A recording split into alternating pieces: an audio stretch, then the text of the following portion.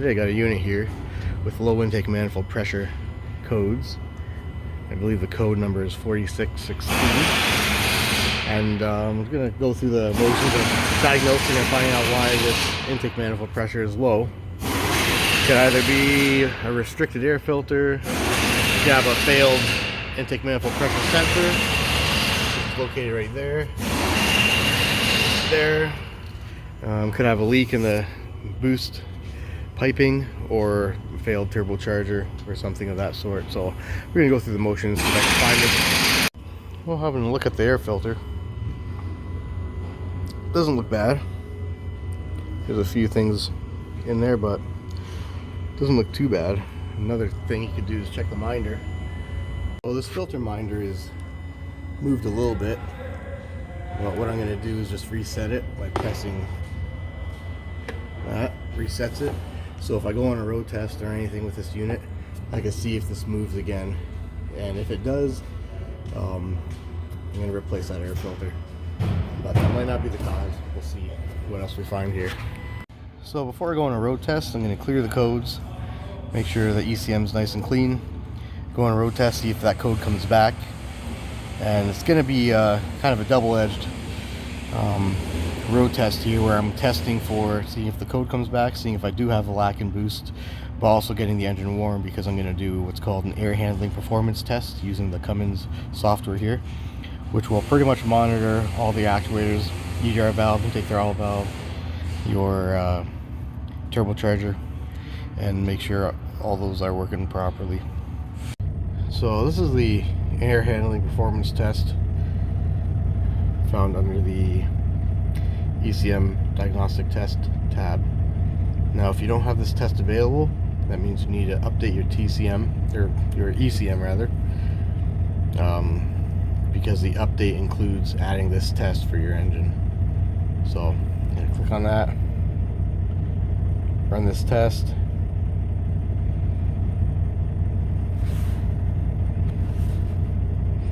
Your engine coolant temp has to be at like high, or at like a certain temperature, and if it's not, the test will let you know if it's not hot enough, and if it is, it will run the test. But first of all, I gotta turn the key off and the switch on in order to do this test. Okay, might have to cycle the key since I started it without. Yeah, I gotta cycle the key. Turn it off. Let it go through this.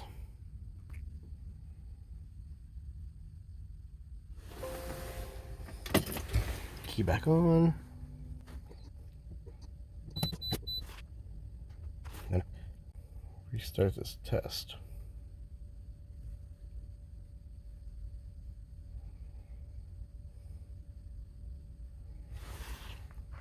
As you can see, it's running its course. The test is checking the span of air handling actuators, so going through all your actuators here, moving them, make sure none of them are hanging up, make sure they're opening all the way and closing. So it's a pretty good test, really good actually. So you can see what the valves are doing without physically seeing them.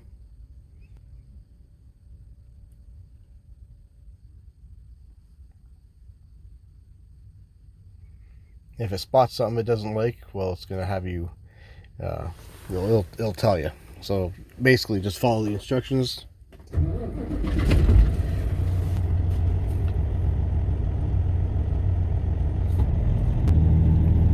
It's just reading as it opens each actuator, reading the intake manifold pressure and seeing if it responds accordingly. And yeah, all your pressures pretty much, whatever it needs, exhaust gas pressure and stuff.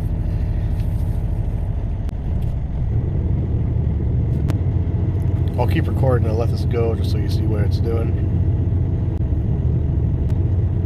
and see if we get any fault.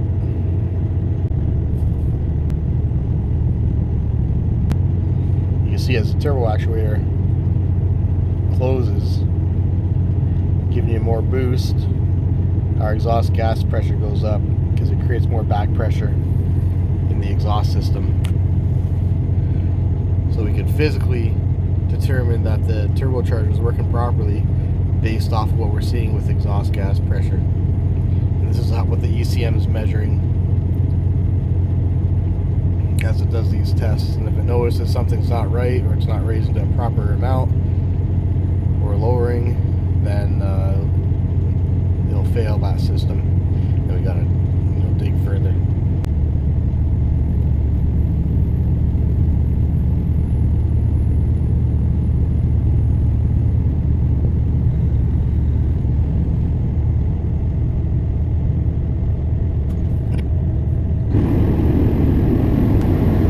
I think I hear a little whistling. I'm just gonna roll the window down.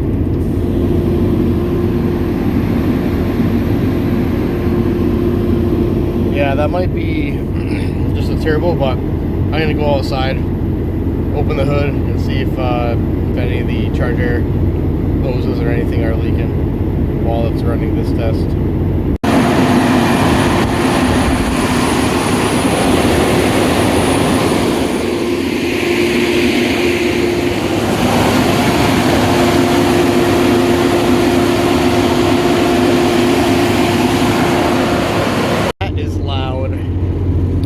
But I didn't hear any leaks or feel any leaks coming out of the hoses or anything. So we'll see what the test determines what it finds. But I'm thinking that the charger system has no leaks. You can see it's going on every actuator and air system test that it can here.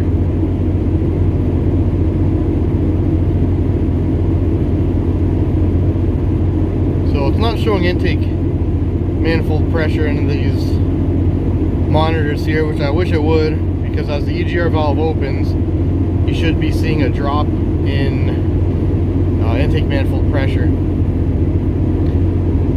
And I guess it also affects your exhaust gas pressure too, but it'd be nice to see that.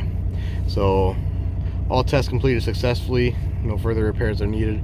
So at this time, there are no errors, which are nice, but with the customer complaint being that he had the check engine light on and that code was active. Let's see if anything came active after that. Nothing. I'm gonna just check the wiring of the intake manifold pressure sensor, make sure the pins are good and not corroded, make sure they're not spread, and also check to see how much soot is at the end of that sensor. And I might just call a sensor. It could be failing intermittently, as opposed to letting the truck go without anything, and then if it acts up again on him, then yeah, he won't be a happy customer. So I would recommend replacing the intake manifold pressure sensor if you can't find any codes, but you know the code was active. If you can't find anything wrong with soot buildup in the manifold or anything wrong with the wiring. So let's just check that out real quick. Now, if it did see an issue with any of these systems, your EGR, your turbo, any of that stuff, it would tell you the error, like where it found the problem, and then what you would do is then look that error up on Cummins Insight, or just inspect that system and kind of see what's going on there. But yeah, everything seemed to have checked out here, so I'm gonna check that intake manifold pressure sensor and go from there. So, I got 4. Well, I removed the intake manifold pressure sensor, and as you can see, it is completely plugged with soot. So I'm gonna check that bore. I'm gonna just put a pick down there to make sure it's not plugged. But yeah, this sensor, definitely. So I'm gonna try to clean it out, but preferably just replace it. But let me see how caked on that stuff is.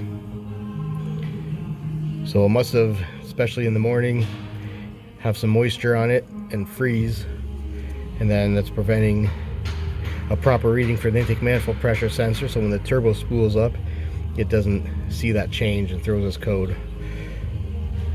So I'm gonna get this fixed up. That's our issue right there.